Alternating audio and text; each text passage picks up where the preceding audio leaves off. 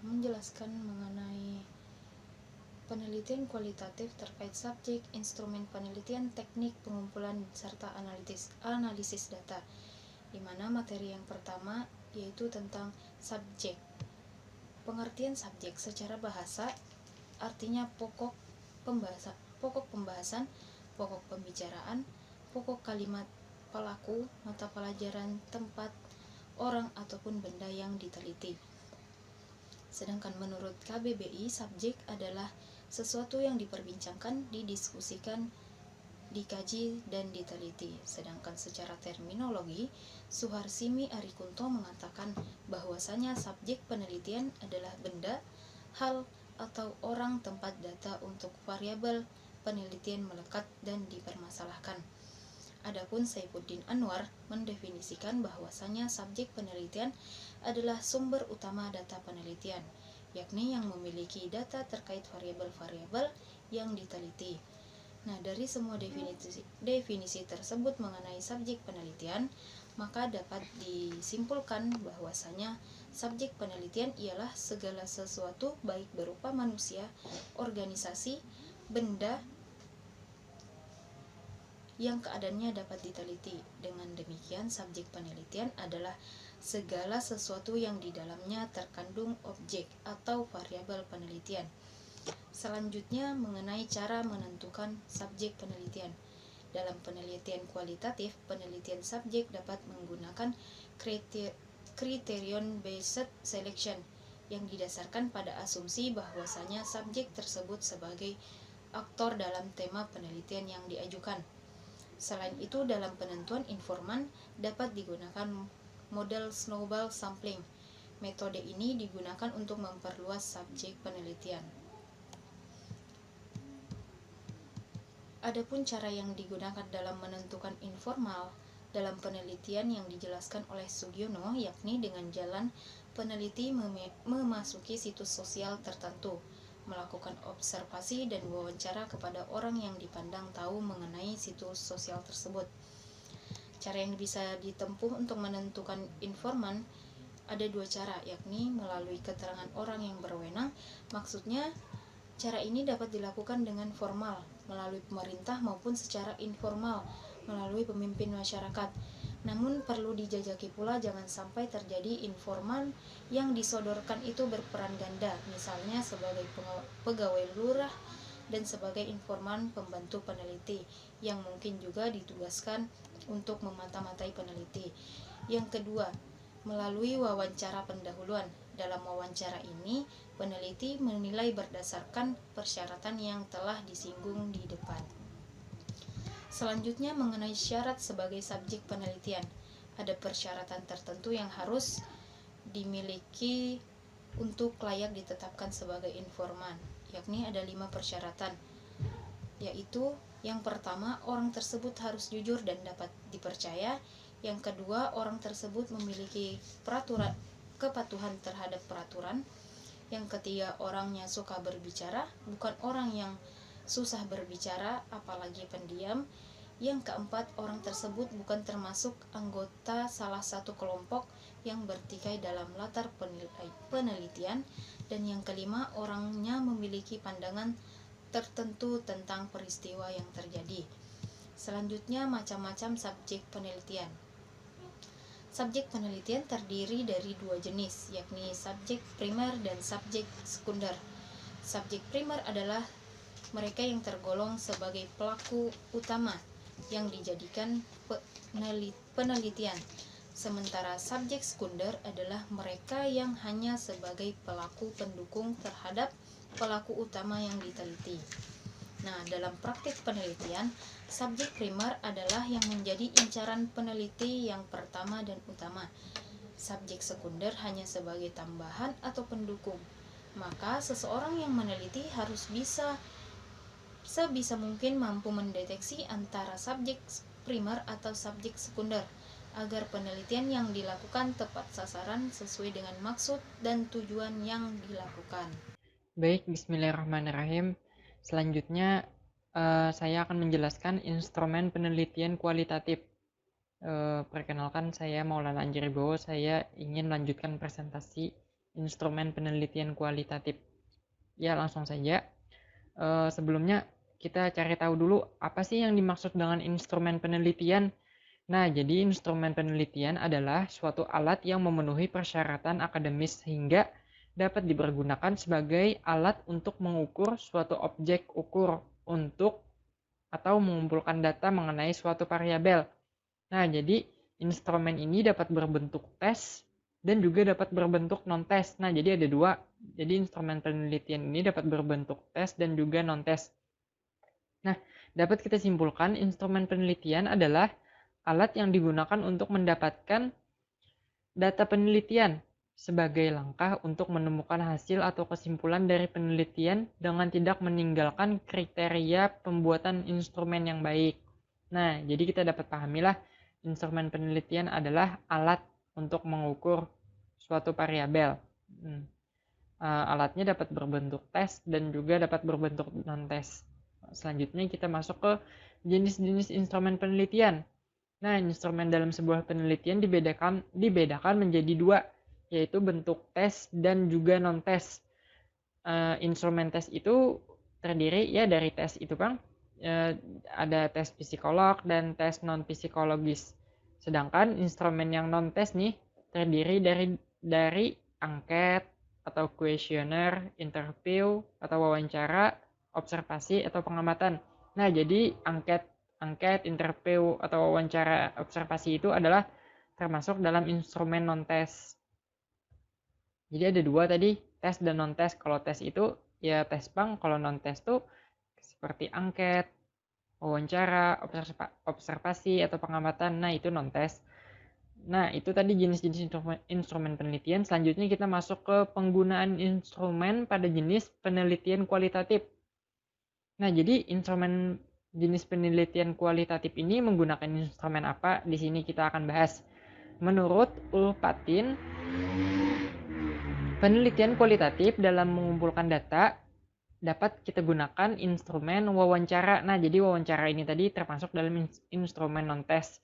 Nah, kenapa jadi wawancara? Karena wawancara digunakan dapat mengungkap informasi lintas waktu yang berkaitan dengan masa yang lampau, masa sekarang, misalnya penelitian yang masa lampau dapat dengan masa sekarang tuh kawa di instrumen wawancara nih, dan masa yang akan datang. Nah, dan data yang dihasilkan dari wawancara ini sifatnya terbuka, nah jadi menyeluruh dan juga tidak terbatas, sehingga mampu membentuk informasi yang utuh dan menyeluruh dalam mengungkap penelitian kualitatif. Selanjutnya nih ada instrumen observasi atau pengamatan yang dapat kita gunakan dalam jenis penelitian kualitatif ini. Instrumen observasi atau pengamatan adalah sebagai pelengkap dari teknik wawancara yang telah dilakukan. Misalnya kita menggunakan instrumen wawancara, instrumen observasi ini hanya sebagai pelengkap dari teknik wawancara yang kita gunakan tadi. Observasi dalam penelitian kualitatif digunakan untuk melihat dan mengamati secara langsung objek penelitiannya, sehingga peneliti mampu mencatat dan menghimpun data yang diperlukan untuk mengungkap penelitian yang dilakukan. Nah, kayak apa nih penelitian kualitatif, instrumen penelitian itu dikatakan baik? Nah, jadi kriteria instrumen yang penelitian yang baik adalah menurut Ibnu Hajar dapat dinyatakan baik apabila memiliki dua kriteria utama, yaitu validitas dan reliabilitas. Nah, validitas, apa itu validitas? Validitas itu validitas ini untuk menunjukkan seberapa jauh penelitian tuh, nah yang hendak kita ukur itu seberapa jauh penelitian yang dapat diukur. Sedangkan reliable adalah menunjukkan tingkat konsistensi dan akurasi hasil pengukuran. Nah, jadi kriteria instrumen penelitian tadi itu yang baik, yang dapat dikatakan baik itu menurut Ibnu Hajar harus validitas dan reliabilitasnya. Nah, mungkin itu saja penjelasan dari saya. Selanjutnya akan dijelaskan oleh teman saya. Terima kasih. Yang selanjutnya yaitu teknik pengumpulan data. Teknik pengumpulan data secara umum ada 4, yaitu observasi, dokumentasi, wawancara, dan regulasi. Yang satu observasi, yaitu dasar semua ilmu pengetahuan. Para ilmuwan hanya dapat bekerja berdasarkan data, yaitu fakta mengenai dunia kenyataan yang diperoleh melalui observasi. Observasi ada 3, yaitu observasi partisipatif, observasi terus terang, dan observasi tak berstruktur. Observasi partisipatif ialah peneliti terlibat dengan kegiatan sehari-hari orang yang sedang diamati atau yang digunakan sebagai sumber data dalam penelitian. Terus terang atau tersamar. Dalam hal ini, peneliti dalam melakukan pengumpulan data menyatakan terus terang kepada sumber data bahwa ia sedang melakukan penelitian, yaitu observasi tak berstruktur. Observasi dalam penelitian kualitatif dilakukan dengan tidak berstruktur karena fokus penelitian belum jelas. Fokus observasi akan berkembang selama kegiatan observasi berlangsung. Yang selanjutnya yaitu manfaat observasi. Yang di sini yaitu ada 4. Yang nomor 1 yaitu peneliti akan lebih mampu memahami konteks dalam keseluruhan situasi sosial. Yang kedua yaitu dengan observasi maka akan diperoleh pengalaman langsung. Yang ketiga yaitu peneliti dapat melihat hal-hal yang kurang atau tidak diamati oleh orang lain. Yang keempat yaitu peneliti memperoleh kesan-kesan pribadi dan merasakan suasana situasi sosial yang diteliti. Yaitu objek observasi. Objek penelitian dalam penelitian kualitatif yang diobservasi menurut Seperle dinamakan situasi sosial yang terdiri atas 3 komponen, yaitu place, yaitu tempat, aktor, pelaku, dan activities, yaitu aktivitas. Selanjutnya yaitu tahapan observasi. Yang nomor 1 yaitu observasi deskriptif. Pada tahap ini peneliti belum membawa masalah yang akan diteliti, maka peneliti melakukan penjelajahan umum dan menyeluruh, melakukan deskripsi terhadap semua yang dilihat dan didengar dan dirasakan. Yang kedua yaitu observasi terfokus. Observasi terfokus pada tahap ini peneliti sudah melakukan miniatur observation, yaitu suatu observasi yang telah dipersempit untuk difokuskan pada aspek tertentu. Yang ketiga yaitu observasi terseleksi. Observasi terseleksi pada tahap ini yaitu observasi peneliti telah menguraikan fokus yang ditemukan sehingga datanya telah terinci. Alat-alat wawancara yaitu nomor 1 yaitu buku catatan, berfungsi untuk mencatat semua percakapan dengan sumber data. Yang kedua yaitu tape recorder, berfungsi untuk merekam semua percakapan atau pembicaraan. Yang ketiga yaitu kamera, untuk memotret kalau peneliti sedang melakukan pembicaraan dengan informasi data mencatat. Yang keempat yaitu mencatat hasil wawancara dengan dicatat setelah selesai melakukan wawancara agar tidak lupa bahkan hilang. Yang kedua yaitu pengumpulan data dengan wawancara atau interview. Wawancara adalah merupakan pertemuan 2 orang untuk bertukar informasi dan ide melalui tanya jawab, sehingga dapat dikonstruksikan makna dari suatu topik tertentu. Macam-macam interview atau wawancara yaitu 1. Wawancara terstruktur. Oleh karena itu, dalam melakukan wawancara, pengumpul data telah menyiapkan instrumen penelitian berupa pertanyaan-pertanyaan tertulis yang alternatif jawabannya pun telah disiapkan. Yang kedua yaitu wawancara semi struktur. Jenis wawancara ini sudah termasuk dalam kategori independent interview, di mana dalam pelaksanaan lebih bebas bila dibandingkan dengan wawancara terstruktur. Yang ketiga yaitu wawancara tidak terstruktur.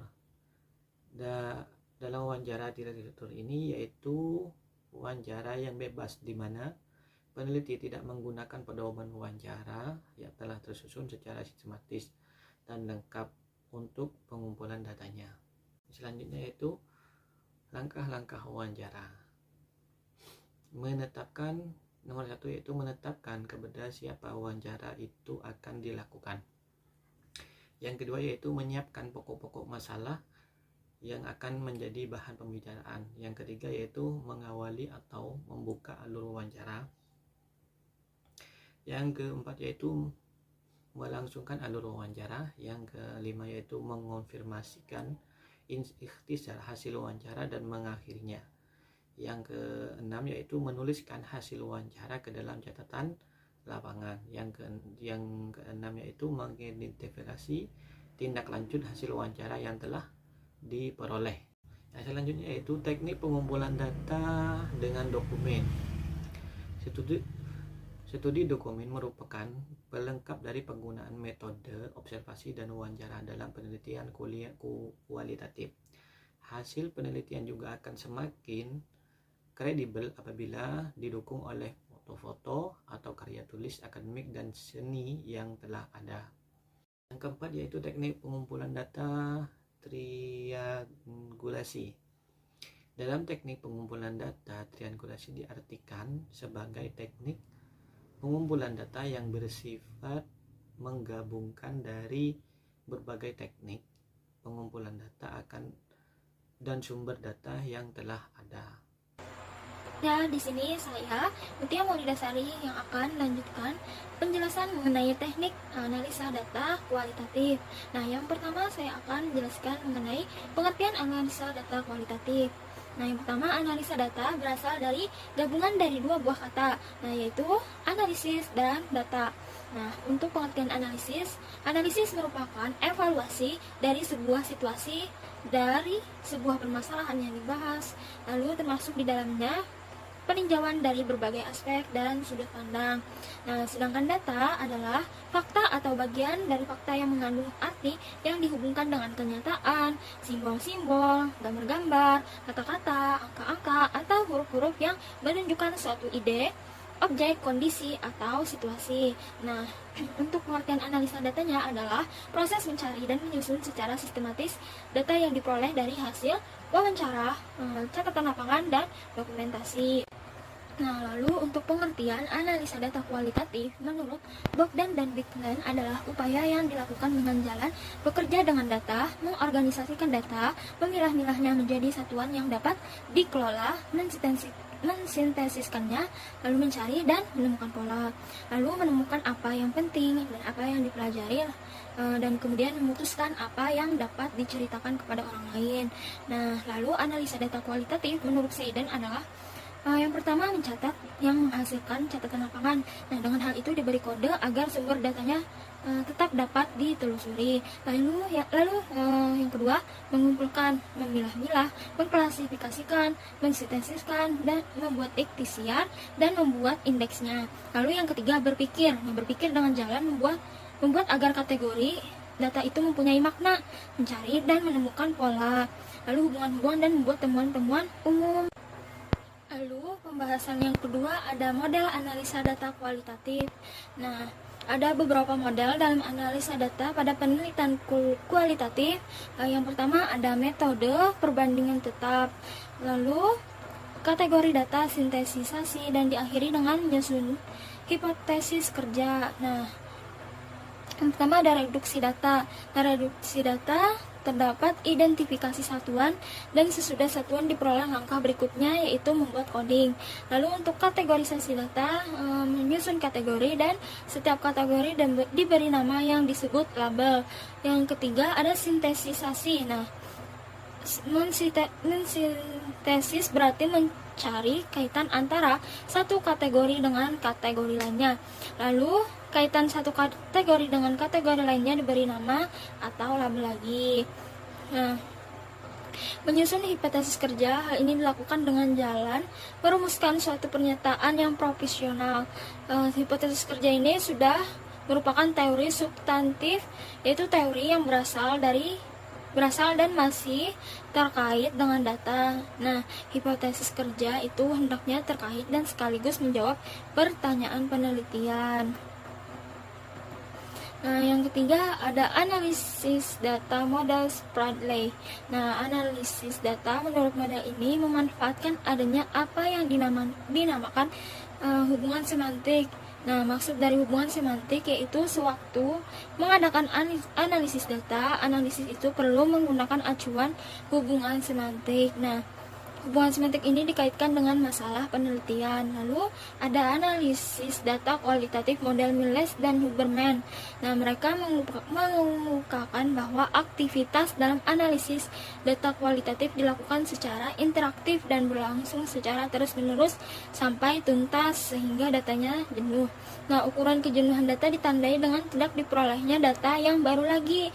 Nah, aktivitas dalam analisis meliputi reduksi data, penyajian data, serta penarikan kesimpulan dan verifikasi. Lalu pembahasan kita yang ketiga adalah langkah-langkah teknik analisa data kualitatif. Nah, setelah data terkumpul dari hasil pengumpulan data, perlu segera digarap oleh peneliti khususnya yang bertugas mengolah data. Nah, di dalam buku-buku lain sering disebut pengolahan data. Ada yang menyebut data preparation, ada pula data analisis. Nah, secara garis besar, pekerjaan analisis meliputi persiapan, tabulasi, penyajian data, deskripsi, dan ukuran data, serta pengujian hipotesis. Nah, sekian presentasi saya dan kawan-kawan. Salah hilaf mohon dimaafkan. Assalamualaikum warahmatullahi wabarakatuh.